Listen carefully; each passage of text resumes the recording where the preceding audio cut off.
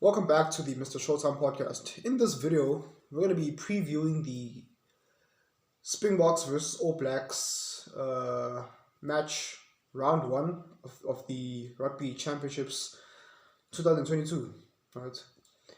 So the All Blacks are coming over again to South Africa to face the Springboks. And from a South African fan point of view, if I had to give my unlicensed coaching expertise, I'd be more concerned about offering elements of surprise with regards to our game plan and our tactics. Again, if we're going to beat the All Blacks, let's not take it for granted that the All Blacks are wounded. They've been struggling. The past couple of matches, they've been having some internal challenges. As Springboks, let's not take that for granted. The All Blacks reshuffled some of their coaching staff members, right? So I'm pretty sure we're not going to be seeing the same All Black side that lost to Ireland. Let's just expect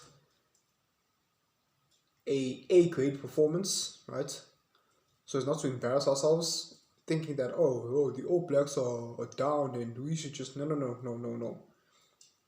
Can't have that approach. Can't have that mindset. If I had to offer some advice, unlicensed advice to the Springbok coaching staff, is we can't play the same way that we've been playing all along, right? We cannot be predictable.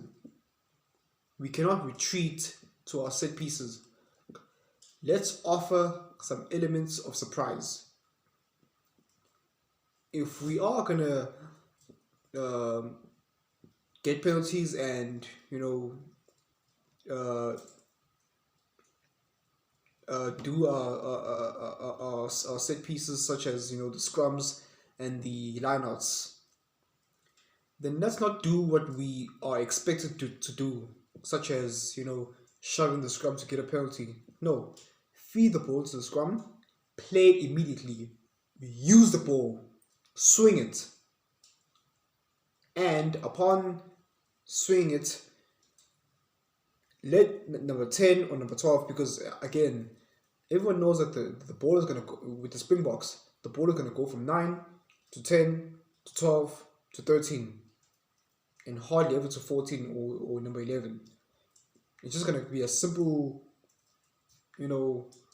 run through with no amount of set piece moves and nothing. So how about we do something different? Jacques, julle luister. Ons had die stick, Dio Davids.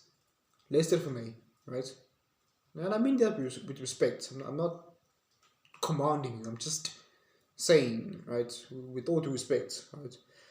But I'm just saying, take heed to this advice to some degree, right?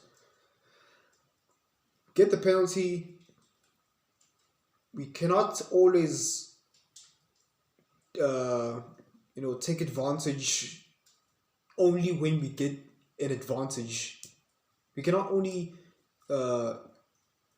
do a risky improv move only when we get an advantage for penalty infringement. And let's start playing more often off of 10. Let's play off of 10. Why? Because if you play off 9, you're very predictable. It's nothing more than a pick and drive, pass your forwards. So instead of playing off of 9 all the time, rather play off of 10. Because when you play off 9, you're predictable. It's very conservative. When you play off 10, you're more elusive and mysterious.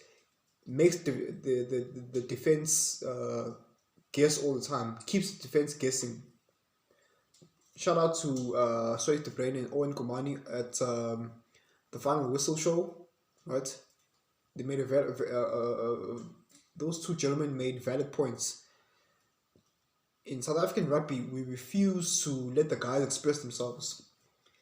Now, we've seen we've hardly seen Damon Willemse had, a significant amount of game time. We'll hope, obviously, the man has proven himself to be deserving of some adequate game time. So here's what I propose. So instead of playing him at 15, instead of playing him at 10, how about we start to shift Damon Willemse at 12? How about we start to play Damon Willemse at 12? Because of the way he wants to express himself, he wants to get to get stuck in between defenders. He wants to break the line of defense, right? And he passes, right? So he wants to get into the defense. He wants to attack the line and pass. Or what we can do is play Damon Willemse at 10 and shift Andre Pollard at 12, because Andre Pollard, he wants to run, do crash balls like a center. He's got the physique, he's got the weight, and he's got the he's got the gears to do it. So it would really take the All Blacks by surprise if we sort of like reshuffle some of the guys, playing Willemse at 10 and shifting Andre Pollard at 12. Now with Andre Pollard, he plays better when he wants to attack the advantage line. I've seen this in 2014.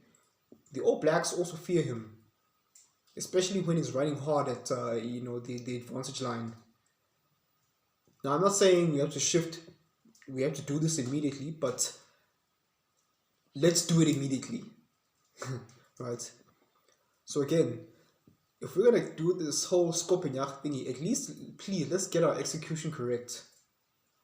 And on top of that, we need to. Our scrum halves are way too slow with the at the breakdowns, at the rucks, in terms of recycling the ball. We need to do our scrum halves need to distribute the ball faster, because we attack the gain line, we join the defenders. But now we're not reusing the ball, and then it kind of defeats the whole purpose. As opposed to us attacking the gain line, draw the defenders in at the ruck, and then immediately recycle the ball again. That's how you suck in the defenders, right? But anyway, this is gonna be a very short video. That's just my little take for now, and I still hope to see something different. That's all I'm asking from the Springboks. Just have a different approach to the game. Play less conservative and more expansive. Let the ball go out to the wings. Let our wingers receive the ball often. We can't have the likes of Cheslin Colby. I know he's out, but we can't have our wingers touching the ball only twice per half. As opposed to, every time they get the ball, they do gain some significant running meters, some significant territory. But that's our problem in South Africa. Oh no, don't pass to the wingers. Oh, it's too risky. Biggest load of crap I've ever heard. And when other teams, they do pass to their wingers, that's how they break their line of defense. Because with Springbok Rugby, teams hardly ever break in the middle of the field because our defense is too strong. So what do? They saw, okay, if you can't break through them, let's go around them. Let's break around them. Let's pass the ball, suck them in, and they immediately swing out to the wingers, and that's how they gain their running meters. Pretty much every team we face, they do this. That's how they get around us. That's how they score their tries at the ends. With their wingers, on the far sides of each field with their wingers.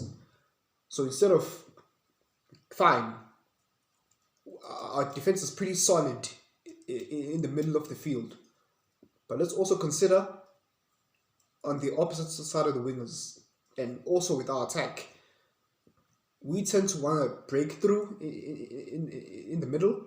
Fine, the wall is solid there. Then have some element of surprise. Have our 10 do a cross kick to the wingers, or do some skip passes. I know we're afraid of interceptions. I know. That's why we say, oh no, it's too risky. They're afraid of conceding intercept passes. But if you're not going to take risks in rugby, then what are you playing for? We need to see more of our wingers get the ball often and let them have an opportunity to attack.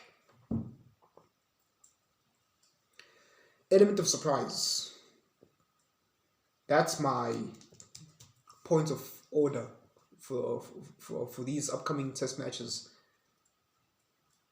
Can our Springbok coaching staff coach an element of surprise?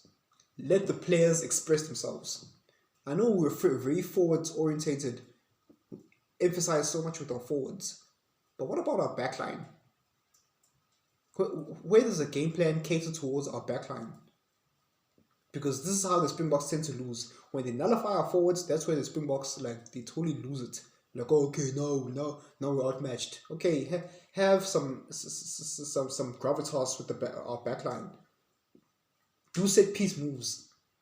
Like, ball goes from 9 to 10. 10 does a dummy pass to number 12, skip pass all the way to number 13. Number 13 does like an inside pass back to number 12 or the fullback. Have options. Let our players have options. That's something that can be coached by letting the players express themselves. We have the talent. Problem is with Springbok in SA Rugby, we tend to want to play a little too conservative because we have a cowardly mentality towards our attack. We need to be a little bit more expansive. We need to take a little bit more risks. That's what I have to say for now. Good luck to our Springboks. And yeah, thanks for watching. Cheers.